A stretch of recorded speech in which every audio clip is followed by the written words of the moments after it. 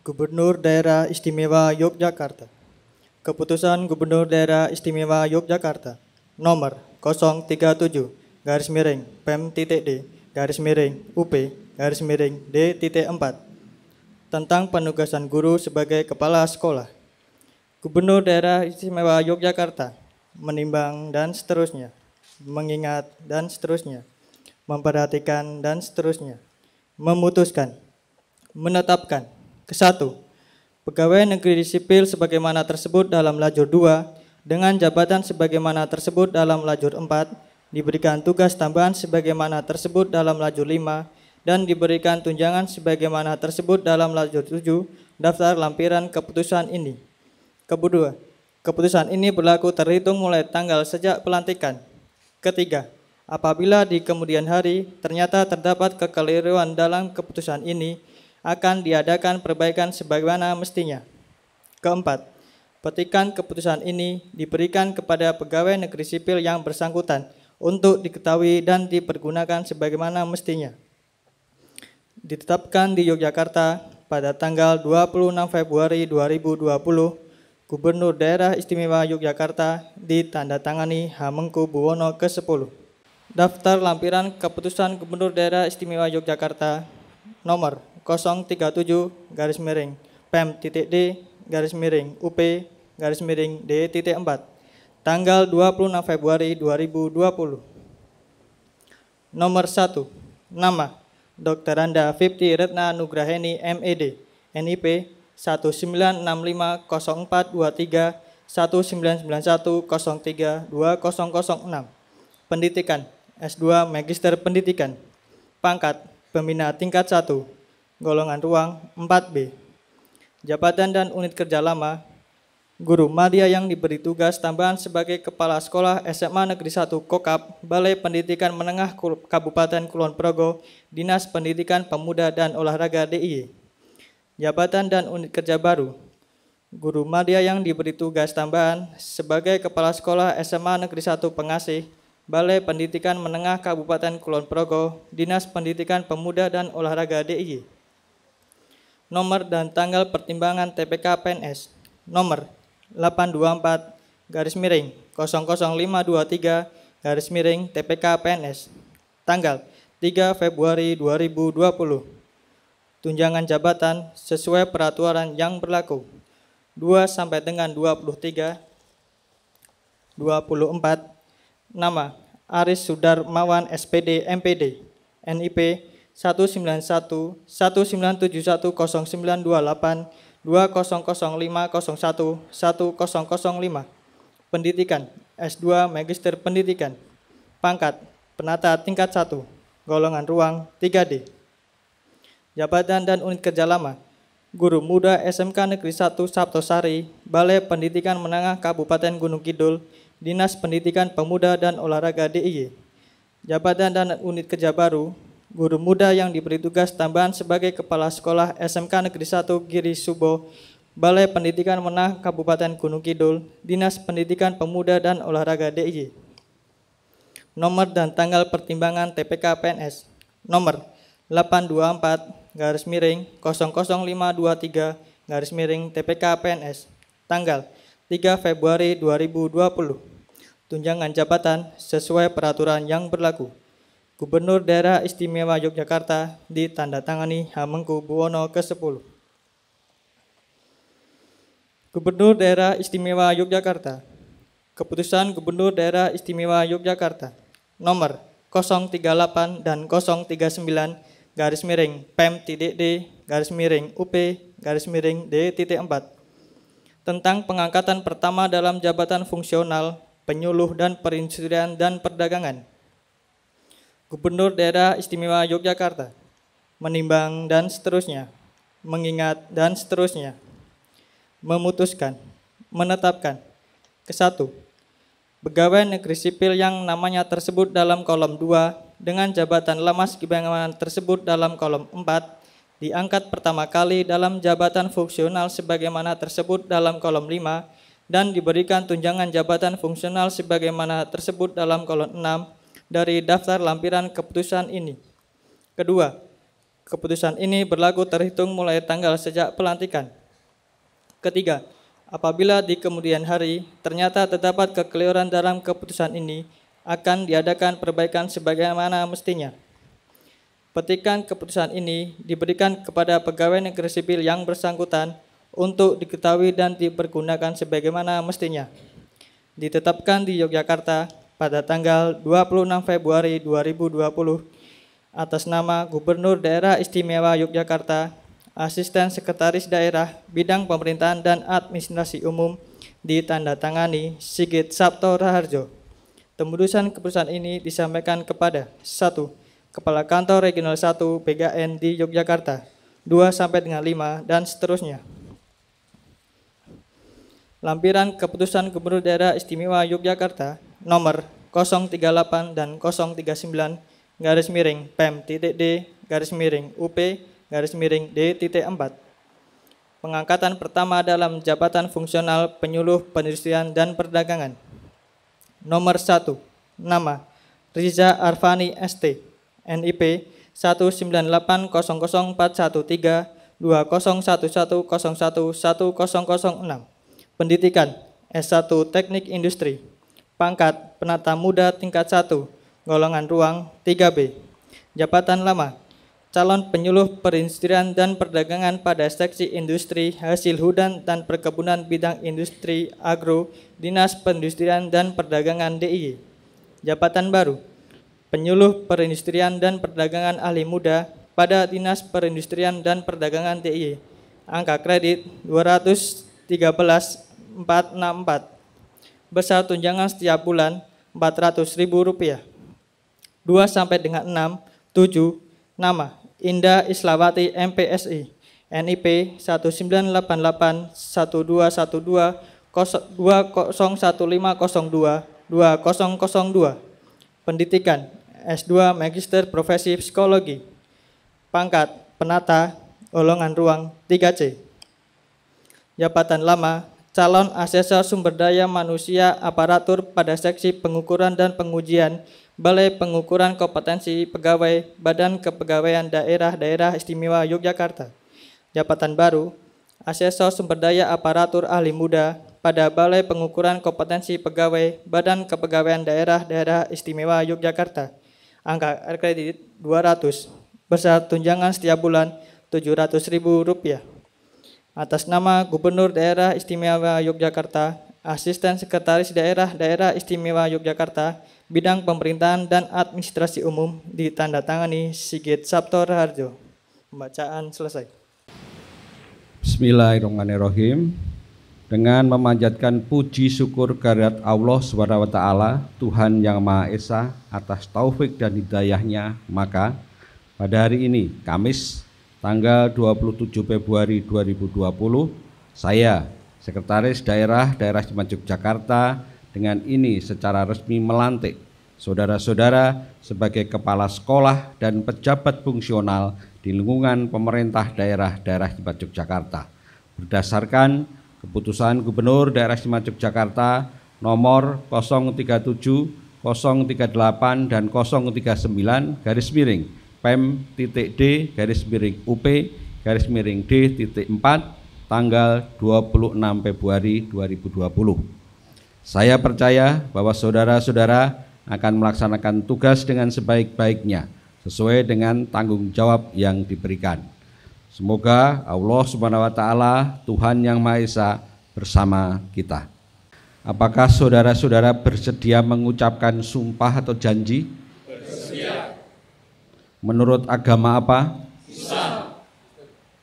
Selanjutnya saya perlu mengingatkan bahwa sumpah atau janji yang akan saudara-saudara ucapkan mengandung tanggung jawab terhadap bangsa dan negara Republik Indonesia, tanggung jawab memelihara dan menyelamatkan Pancasila dan Undang-Undang Dasar 1945, serta tanggung jawab terhadap kesejahteraan rakyat. Sumpah atau janji ini hendaknya diucapkan dalam kesadaran yang sepenuhnya dengan kemauan yang sungguh-sungguh. Sumpah atau janji ini adalah janji terhadap Tuhan Yang Maha Esa dan manusia yang harus ditepati dengan segala keikhlasan dan kejujuran. Selanjutnya ikutilah kata-kata saya. Demi Allah saya bersumpah. Demi Allah saya bersumpah. Kepada saudara yang beragama Kristen, ikuti ucapan saya. Demi Tuhan Yang Maha Esa, saya menyatakan dan berjanji dengan sungguh-sungguh bersama-sama bahwa saya akan setia dan taat kepada Undang-Undang Dasar Negara Republik Indonesia tahun 1945 serta akan menjalankan segala peraturan perundang-undangan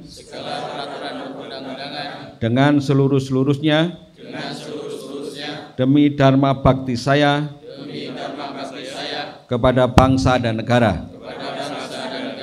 Bahwa saya dalam menjalankan tugas jabatan akan menjunjung etika jabatan, bekerja dengan sebaik-baiknya dan dengan penuh rasa tanggung jawab. Bahwa saya akan menjaga integritas, tidak menyalahgunakan wewenang, serta menghindarkan diri dari perbuatan tercela. Kepada saudara yang beragama Kristen, kiranya Tuhan menolong saya. Fakta integritas. 1. Berperan secara aktif dalam upaya pencegahan dan pemberantasan korupsi, kolusi dan nepotisme, serta tidak melibatkan diri dalam perbuatan tercela. 2. Tidak meminta atau menerima pemberian secara langsung berupa suap, hadiah maupun bantuan lainnya yang tidak sesuai dengan ketentuan yang berlaku. 3. Bersikap transparan, jujur, objektif, dan akuntabel dalam melaksanakan tugas. 4. Menghindari pertentangan kepentingan, konflik of interest dalam melaksanakan tugas. 5. Memberi contoh dalam kepatuhan terhadap peraturan perundang-undangan, terutama kepada pegawai yang berada di bawah pengawasan saya secara konsisten. 6. Akan menyampaikan informasi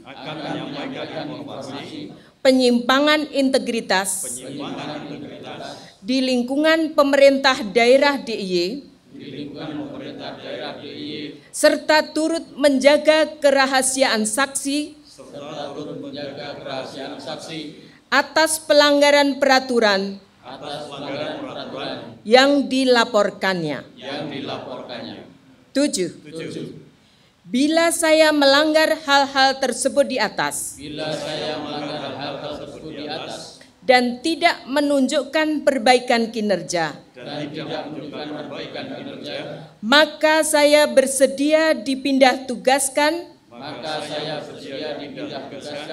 pada jabatan lain atau dibebaskan diri dari jabatan kepala sekolah sesuai ketentuan perundang-undangan yang berlaku. Yogyakarta, 27 Februari 2020.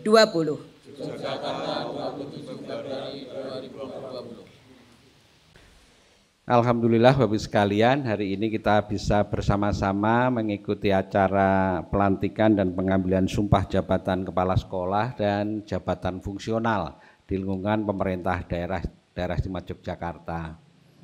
Kalau hari ini tidak banyak yang kita lantik, tujuan utamanya adalah supaya di sekolah tidak terlalu lama kosong.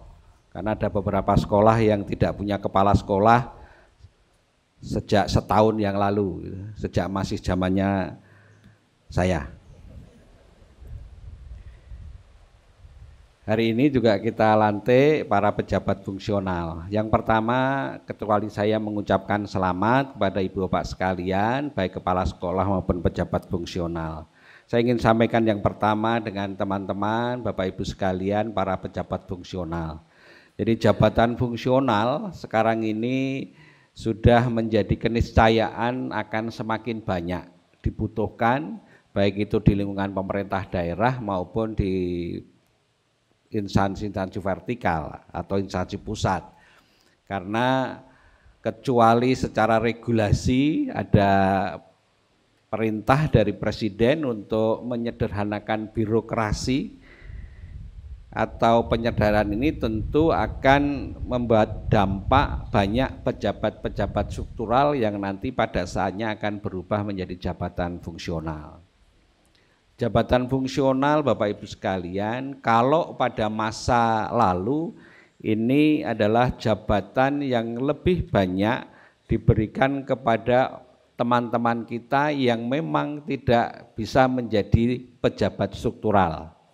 Tapi saat ini yang namanya jabatan fungsional itu adalah pilihan bagi Bapak Ibu sekalian untuk meniti karir PNS bagi Bapak Ibu dalam konteks sebagai pejabat fungsional. Jabatan fungsional awalnya juga selalu berdampak kepada para pejabatnya lebih banyak berpikir untuk diri sendiri. Bahkan lebih ekstrim lagi berpikir bagaimana kita bisa naik pangkat, nggak peduli apa hasilnya terhadap pemerintah daerah atau oleh OPD yang bersangkutan. Tapi tentu itu masa lalu. Saat ini teman-teman pejabat fungsional dituntut untuk bisa melaksanakan tugas-tugas tertentu sesuai dengan fungsionalnya, bagaimana supaya ada kontribusi positif dan banyak terhadap OPD di mana Ibu Bapak sekalian para pejabat fungsional itu berada. Pemerintah daerah tentu banyak memerlukan inovasi-inovasi, banyak memerlukan kreativitas-kreativitas di bidang-bidang tertentu, di sektor-sektor tertentu. Oleh karena itu, pemikiran, ide-ide, gagasan-gagasan yang baru, yang inovatif, yang kreatif, kita harapkan berangkat atau lahir atau terbit dari teman-teman di jabatan fungsional tertentu. Akan menjadi bahan kebijakan, akan menjadi bahan keputusan bagi pejabat-pejabat kepala OPD di masing-masing di mana Bapak Ibu sekalian berada. Oleh karena itu Bapak Ibu para pejabat fungsional yang baru saja melaksanakan pelantikan dan pengambilan sumpah, saya berharap Bapak Ibu sekalian bisa menempatkan diri sebagaimana yang seharusnya sehingga memberikan kontribusi positif yang cukup banyak kepada OPD yang bersangkutan. Selanjutnya juga kepada Bapak Ibu sekalian para kepala sekolah yang hari ini melaksanakan pelantikan dan pengambilan sumpah, saya ingin sampaikan baik kepada Bapak Ibu yang bergeser maupun Bapak Ibu sekalian kepala sekolah yang baru, yang semula guru kemudian mendapat tugas tambahan sebagai kepala sekolah. Harapan saya Ibu Bapak sekalian akan memberikan warna kepada sekolah di mana Bapak Ibu sekalian sekarang berada. Kalau ada penggeseran, tentu dalam rangka untuk refreshing, dalam rangka untuk penyegaran supaya sekolah yang bersangkutan juga mendapatkan pimpinan baru yang lebih tepat, yang lebih sesuai dengan waktu yang sekarang ini, atau juga dalam rangka untuk memberikan warna baru terhadap kebijakan-kebijakan di sekolah sehingga tidak ada hal yang monoton di dalam sekolah itu, baik dalam rangka aktivitas-aktivitas kurikulum maupun yang non kurikulum. Harapan kita Bapak Ibu sekalian, Di bawah kepemimpinan Bapak Ibu sekalian dengan berbagai macam latar belakang tentu, sekolah yang bersangkutan akan memberikan prestasi yang baik kepada pemerintah daerah maupun masyarakat DIY, bukan saja prestasi di bidang akademik, tetapi juga prestasi di luar akademik atau non-akademik. Bapak Ibu sekalian, para kepala sekolah, banyak perubahan-perubahan regulasi yang dilakukan oleh kementerian, baik itu Kementerian Pendidikan dan Kebudayaan maupun Kementerian Dalam Negeri. Karena Bapak Ibu sekalian ini punya dua kementerian. Pertama, dari sisi fungsi Bapak Ibu sekalian banyak diatur oleh regulasi yang dikeluarkan oleh Menteri Pendidikan dan Kebudayaan. Tetapi dari sisi administrasi kepegawaian, Bapak Ibu sekalian tentu menjadi tangan panjang dari Kementerian Dalam Negeri, sekaligus mungkin akan banyak terikat juga dengan aturan-aturan atau regulasi dari Kementerian Kemenpan dan RB.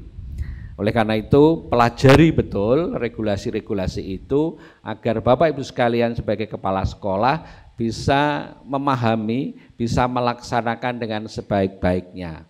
Jangan sungkan kalau Bapak Ibu sekalian ada yang ragu, silahkan ditanyakan kepada pimpinan, baik itu di dinas maupun lebih tinggi lagi nanti dibawa ke pemerintah daerah agar Ibu Bapak sekalian tidak salah melangkah. Selanjutnya Bapak Ibu, kepala sekolah itu adalah manajer di sekolah, menjadi pemimpin di sekolah, menjadi inovator di sekolah, dan tentu karena peran-peran yang sangat banyak tadi membuat Bapak Ibu sekalian akan banyak beban tugas. Bobot tugas Bapak Ibu sekalian yang semula guru menjadi kepala sekolah akan lebih banyak.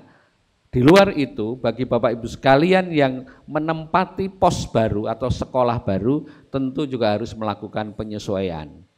Kami tidak ingin Bapak Ibu sekalian di tempat baru yang muncul pertama adalah mengeluh atau keluhan. Saya tidak bisa bekerja baik karena ada guru yang tidak mau diatur misalnya. Tentu itu tidak kita harapkan. Tugas Bapak Ibu sekalian lah untuk mengatur bagaimana guru, karyawan, siswa yang ada di Bapak Ibu sekalian itu bisa berjalan seiring dengan langkah yang pasti menuju kepada prestasi yang baik untuk daerah istimewa Yogyakarta. Ibu Bapak sekalian, harapan berikutnya tentu kepada para kepala sekolah kita harapkan akan memberikan kontribusi kepada siswa yang semula semangat belajarnya mulai menurun harus kembali kepada semangat belajar yang baik. Kita tidak akan melihat pada hasil saja, tetapi proses pembelajaran yang ada di masing-masing sekolah itu menjadi sangat penting. Karena dari prosesnya lah kemudian anak-anak kita itu akan menjadi personal-personal yang punya rasa percaya diri yang tinggi, rajin, dan juga bisa mengembangkan diri dengan berbagai inovasi dan kreativitas. Itulah yang sebetulnya diharapkan oleh bangsa ini di era revolusi industri 4.0. Sehingga pendidikan yang di bawah diasuh oleh Bapak Ibu sekalian di masing-masing sekolah tidak boleh tertinggal dari lapangan pekerjaan, tidak boleh tertinggal dari pengembangan kurikulum yang ada di perguruan tinggi, dan tidak boleh tertinggal dari kehendak masyarakat khususnya orang tua.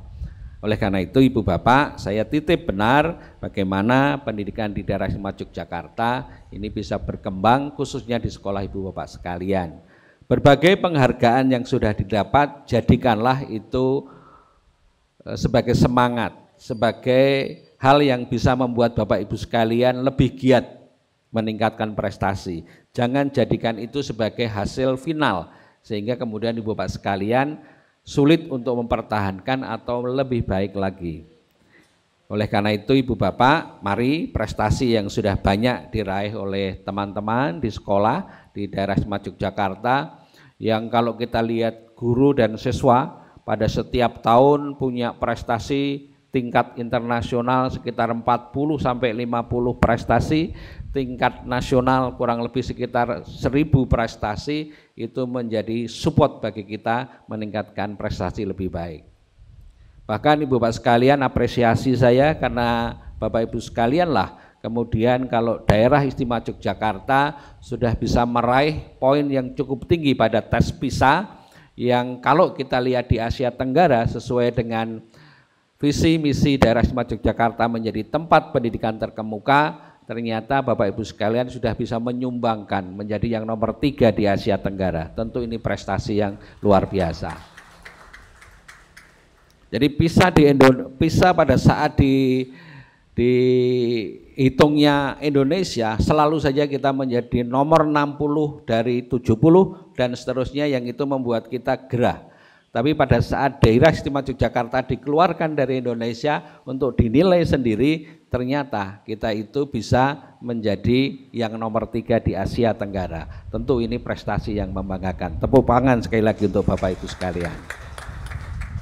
Tentu kalau kita sudah nomor 3 masih di bawah Singapura dan di bawah Malaysia, maka kita bagaimana tahun depan, tahun 2 tahun sekali, ya, tahun 2021 nanti pada saat ada tes PISA lagi, Bapak Ibu sekalian para kepala sekolah bisa menyumbangkan supaya kita menjadi yang terbaik, setidak-tidaknya sama dengan Singapura. Kira-kira siap ya Bapak Ibu ya? Baik, itu beberapa hal yang saya sampaikan Bapak Ibu sekalian. Sekali lagi selamat, mudah-mudahan menjadi amanah bagi Bapak Ibu sekalian. Kurang lebihnya saya mohon maaf. Assalamualaikum warahmatullahi wabarakatuh.